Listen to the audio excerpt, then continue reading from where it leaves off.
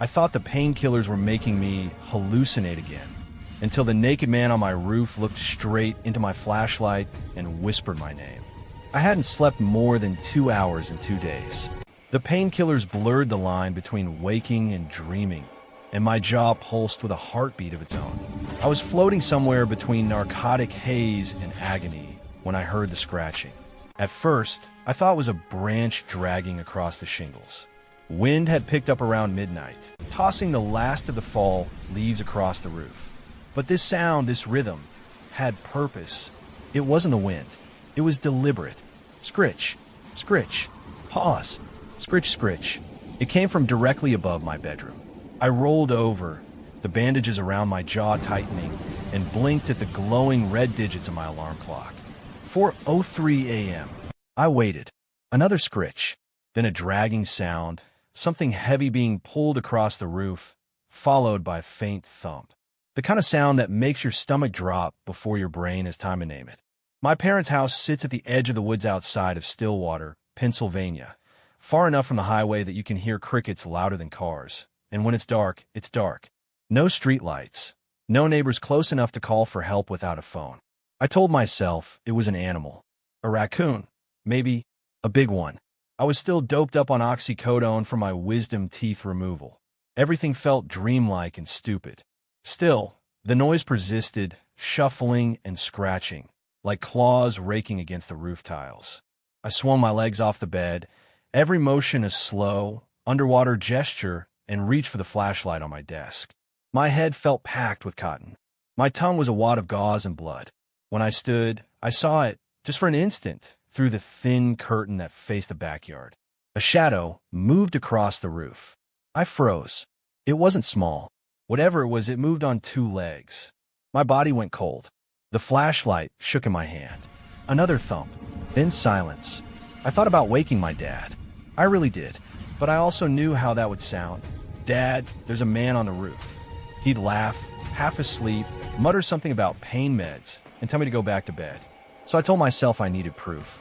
The house creaked as I slipped into my sneakers, the sound deafening in the stillness. I crept down the hallway, careful to avoid the one board that always squeaked, and grabbed my hoodie from the laundry room. Outside, the night air slapped me awake. The cold hit my swollen jaw like ice. The flashlight beam cut through the darkness, illuminating the side of the house, the rain gutter, the slant of the roof. Nothing, just the whisper of trees and the hum of insects. I clicked the beam higher, up toward the roof line. My heart hammered so hard I could hear it. There was a faint movement, a shifting shadow near the chimney. Then it stood up. For a second, my mind refused to process what I was seeing. It was a man, completely naked, crouched like some pale animal, his back hunched and his head cocked at an unnatural angle. His skin gleamed faintly under the moonlight, wet or maybe just cold. His ribs jutted out like prison bars. He was staring straight at me. I stumbled backward, the flashlight beam wobbling wildly. Then he moved, not climbed or slid, charged. He sprinted down the slope of the roof within human speed, feet slapping the shingles, arms flailing, teeth bared. He launched himself from the gutter, crashing into me before I could even scream. We hit the ground hard. The air shot out of my lungs. I felt hands, ice cold, clawing at my face, nails digging into my skin. He was shrieking, a sound I'll never forget. It wasn't language. It was an animal's broken attempt at it, a wordless, guttural howl. "Get off me," I shouted, choking on blood and saliva. He was heavy, sinewy, skin like leather stretched over wire. I saw his face up close, raw, scratched, smeared with dirt. His eyes were wild, whites too big, pupils blown out. He smelled like rot and rain. Then there was another voice, my father's, roaring, "Hey, get off him!" A blur of motion. My dad hit the man across the back with the butt of his old shotgun. The naked man rolled away, snarling, then bolted into the tree line, vanishing into the dark woods like he belonged there. My dad chased him for 3 steps before realizing he was gone. We stood there, breathing hard, me bleeding from the cheek, my dad gripping the shotgun like he might shoot the night itself. The hospital lights made everything sterile and small. They said I'd lost a few layers of skin, that the scratches weren't deep. I told the police exactly what I'd seen. A naked man on our roof. They exchanged looks. One officer, a young guy who smelled like aftershave and skepticism, asked if I might have been hallucinating from my meds. "Sir," I said, "my dad saw him too." The older cop nodded slowly. "We'll file a report. Probably some transient. It's been cold. Maybe he was looking for shelter." He said it like it was supposed to make sense. But no homeless man runs across a roof at 4 in the morning and attacks someone. Not like that. For the next few nights, my dad and I barely slept. He kept the shotgun beside the bed. Every noise set us both on edge. My mom stayed with my aunt in Scranton. She couldn't handle the tension, or maybe she didn't believe it. We replaced the locks. We added motion lights. But the fear settled into the walls like dampness. On the 5th night, my dad came into my room holding something in a plastic bag. His face was pale. "Found this up by the attic hatch," he said quietly. Inside the bag was a nail file. The cheap kind you'd find at a drugstore. But the metal was bent, darkened at the tip. "Looked like he'd been using it," Dad said. "Trying to dig." "Dig into what?" "The insulation. Maybe trying to get in." The thought made my stomach twist. That man hadn't been just wandering. He was trying to break into our attic. That night, I didn't take my pain meds. I wanted to be fully awake. I sat in my room with the flashlight in my lap, listening. At 3:57 a.m., the power went out. Everything went black. Then I heard it again. Scritch, scritch, scritch. Above me, I grabbed the flashlight and flicked it on. The beam hit the ceiling, then the walls. The scratching stopped. Then thud, and a voice. Not loud, not clear, but just above a whisper.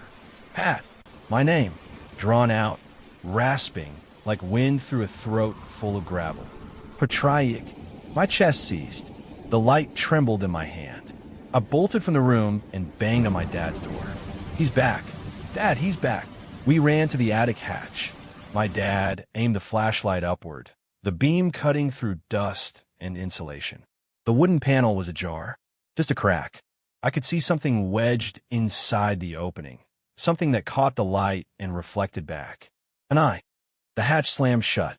Dad fired the shotgun through the ceiling, deafening us both. The blast filled the air with splinters and smoke. When we pulled the hatch down again, nothing. Just shredded insulation and the smell of gunpowder. The police came again. They searched the roof, the attic, the woods. No tracks. No sign of forced entry. They looked at us like we were losing it. Maybe we were. But I knew what I'd heard. And I knew what I'd seen. 2 days later, my dad boarded up the attic hatch entirely. Hammered it shut with thick plywood. I went to stay with a friend in town, trying to convince myself it was over. That it had all been some nightmare triggered by meds and stress. But nightmares don't leave scars. And they don't follow you. 3 weeks later, I came home to grab some clothes. The house was empty. Dad was out back chopping wood. As I walked through the hallway, I heard something. A faint tap, tap, tap from upstairs. I froze. "Dad," I called. No answer. The tapping continued, steady, rhythmic, patient. It was coming from the ceiling, right above the plywood panel. I backed away slowly. Then it stopped. A minute passed. Then 2. I was almost at the front door when I heard it again, this time from inside the wall. Scritch, scritch, scritch. I screamed for my dad. He came running, axe in hand. We stood there listening. The sound faded, then silence. But when we looked up, we both saw it. A thin, gray fingertip pushing through a crack in the plywood. We left that night. My dad never went back. The house sat empty for months before he sold it at a loss. The new owners, some family from New Jersey, lasted all of 3 weeks before they packed up and left. They didn't give a reason.